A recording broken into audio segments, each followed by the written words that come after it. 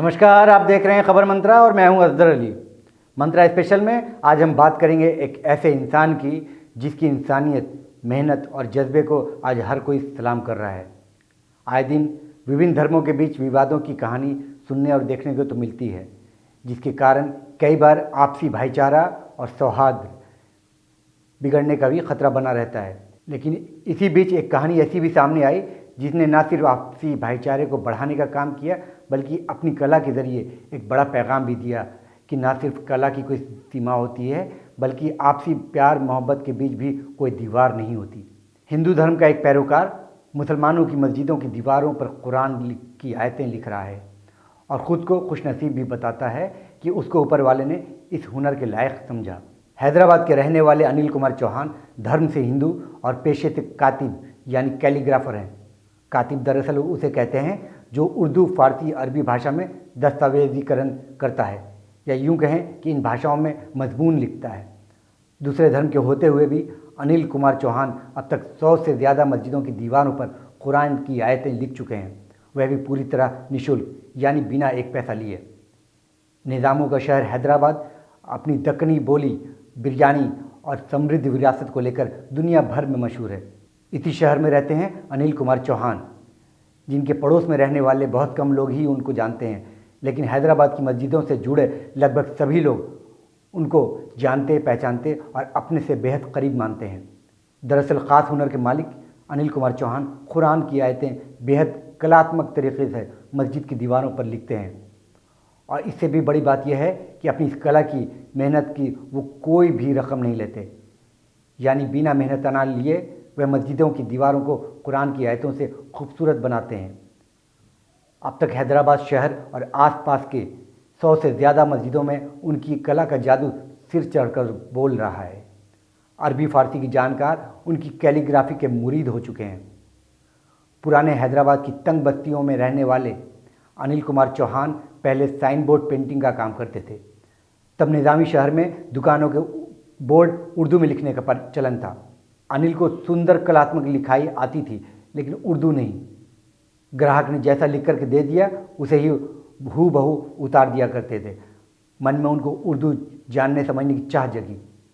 उन्होंने लगातार मेहनत कर उर्दू पढ़ना लिखना सीखा और अब उसी ज़बान के काम में महारत हासिल कर ली है। अनिल कुमार चौहान अब उर्दू ही नहीं बल्कि अरबी और फारसी के भी अच्छे जानकार माने जाते हैं। चौहान बताते हैं कि हमारी लिखावट से खुश होकर एक मुस्लिम ने सबसे पहले मस्जिद नूर की दीवार पर कुरान की आयत लिखने का ऑर्डर दिया। फिर तो यह काम मेरा शौक़ बन गया। ऐसा करते हुए मुझे 25 साल हो गए। अब तक हैदराबाद और आसपास की 100 से ज़्यादा मस्जिदों में मैंने कुरान की आयत, हदीस के पाठ और अब कलमा सूत्र लिख चुका हूँ। सालों से फ्री ऑफ कॉस्ट ये काम किया है। आइए एक नज़र डालते हैं अनिल कुमार चौहान के हुनर पर।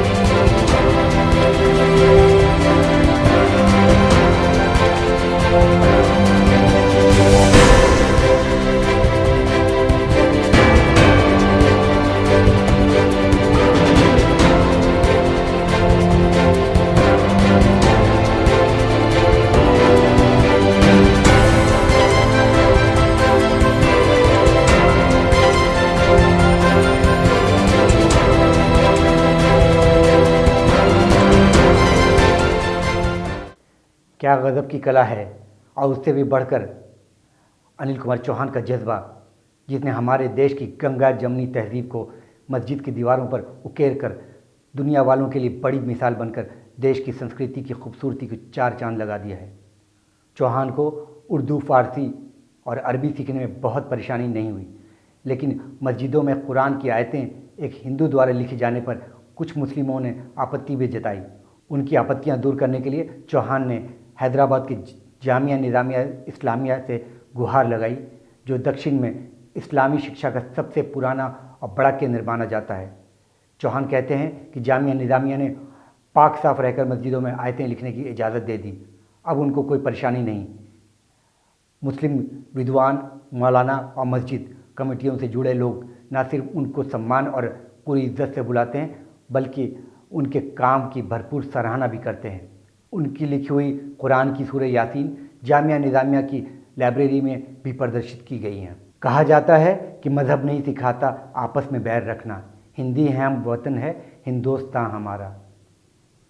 अनिल कुमार चौहान का हुनर, मेहनत और उनकी दरियादिली इस बात को पूरी तरह से सार्थक करता है। आज के परिदृश्य में अनिल कुमार चौहान आपसी सौहार्द और भाईचारे की बड़ी मिसाल बनकर उभरे हैं। खबर मंत्रा अनिल कुमार चौहान की कला और उनके जज्बे को सलाम करता है। मंत्रा स्पेशल में अभी के लिए इतना ही। ऐसी ही ख़ास खबरों के देखने के लिए आप बने रहें खबर मंत्रा के साथ और हमारे चैनल को लाइक, शेयर और सब्सक्राइब करना ना भूलें। नमस्कार।